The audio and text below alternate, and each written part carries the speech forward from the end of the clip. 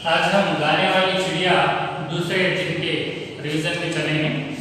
तो आप जान चुके हैं कि राज दरबार में चिड़िया आई थी और राजा उसे कुछ ऑफर दिया था। उसके बाद सोने का पिंजरा बनवाया था।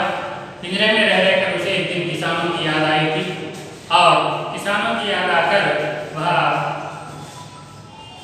महल से निकलकर जंगल में खेती-बाड़ी में काम करने वालों के लिए चले गए, क्योंकि रह रहकर वो तंग हो गई थी, थकान हो गई थी।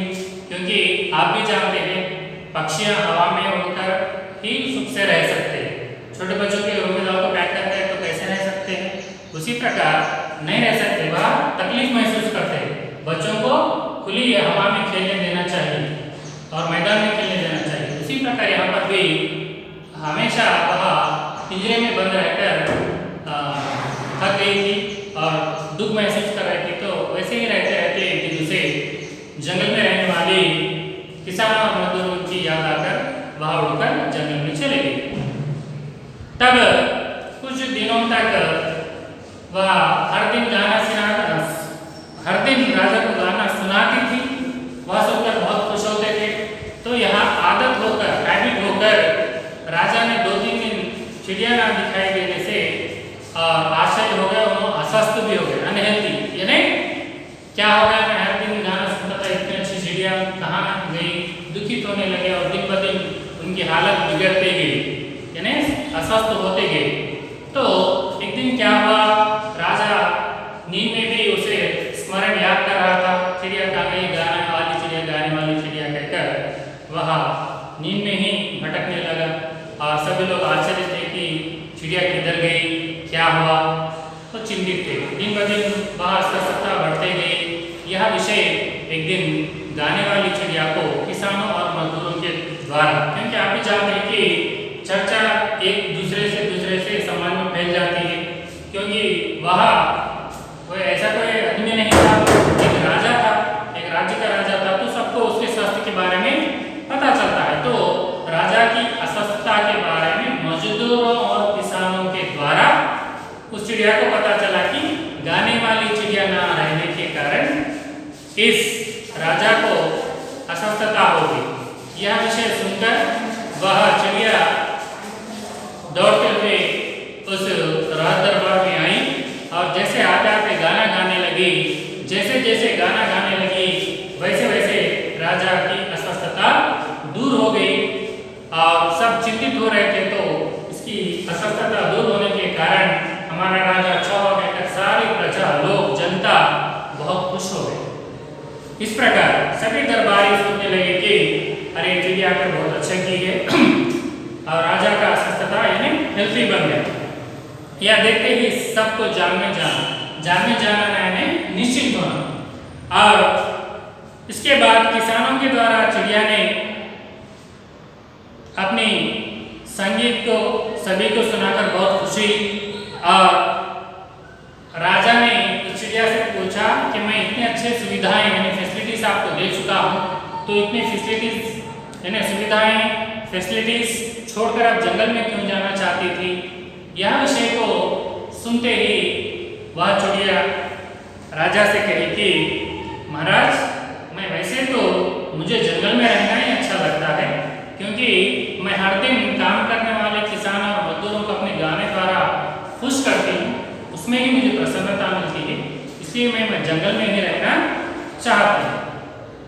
यह बात चिड़िया ने राजा को बता दिया, क्यों गई थी उसका कारण बता दिया।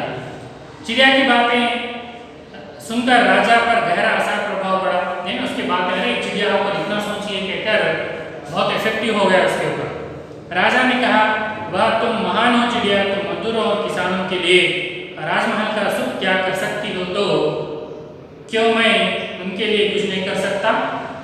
तो उसके बातों द्वारा राजा पर बहुत गहरा प्रभाव पड़ा, यानी इफेक्ट हो गया कि अरे एक मासूम सी पक्षी किसानों और मजदूरों के बारे में सोचिए, मैं तो इस बड़े राज्य का राजा हूँ, मैं किसानों और मजदूरों के बारे में सोच नहीं सकता कहकर राजा सोचा और निर्णय ले लिया कि तब चिड़िया से कहा, चिड़िया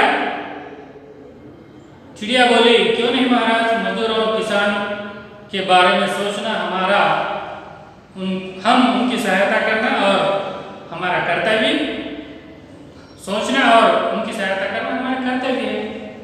तो राजा कहा था मैं एक राजा होकर क्यों नहीं कर सकता। तो तब चिड़िया कहती क्यों नहीं महाराज, आप तो इस राज्य के राजा है। मजदूरों और किसानों के बारे में सोचना और उनकी सहायता करना हमारा कर्तव्य है। कर्तव्य मीन्स रेस्पॉन्सिबिलिटी, सहायता मीन्स हेल्प। हम उनकी सहायता करना और उनकी करना हमारा रेस्पॉन्सिबिलिटी, कर्तव्य नहीं, उनकी सहायता करना हमारी रेस्पॉन्सिबिलिटी है। इसलिए हम राजा है जरूर कर सकते हैं, कहकर चिड़िया ने राजा से कही, क्योंकि वे हमारे सुखदाता और अन्नदाता, हमारे सुख देने वाले और अन्न देने वाले किसान हैं। इनके बारे में सोचना और उनके बारे में हम सहायता करना हमारे लिए कर्तव्य है, कहकर चिड़िया जब मैसेज दी, यह राजा के दिमाग पर, माइंड पर बहुत असर पड़ा, प्रभाव पड़ा, जिसके आधार पर राजा ने अगली बार से अपने राज्य में किसानों और मजदूरों के बारे में सोचकर उनके उन्नति के लिए कोशिश कर अपने राज्य में आगे बढ़ने की प्रयास किया था। एक चिड़िया द्वारा एक संदेश मिला, इसलिए इस पाठ का नाम गाने वाली चिड़िया, यानी गाने वाली चिड़िया द्वारा एक संदेश दिया गया है कि किसान हमारे सुखदाता और अन्नदाता है, इनके लिए सहायता करना हमारे लिए कर्तव्य माना जाता है। तो क्योंकि किसान के बिना हम जीना अधूरा है, क्योंकि खाने के बिना हम नहीं जी सकते, वह खाना हमें किसानों द्वारा आता है, इसलिए किसानों के लिए हम सोचना समझना उनकी सहायता करना हमारी रेस्पॉन्सिबिलिटी मानी जाती है। तो अंतिम में ये है पाठ, इसका संदेश ये है कि हमारे भारत को रीढ़ की हड्डी की तरह, यानी भारत को बैकबोन के लिए जैसे काम आने वाला एकमात्र व्यक्ति किसान है, इनको बचाना, इनकी सहायता करना हमारे लिए बहुत ज़रूरी है।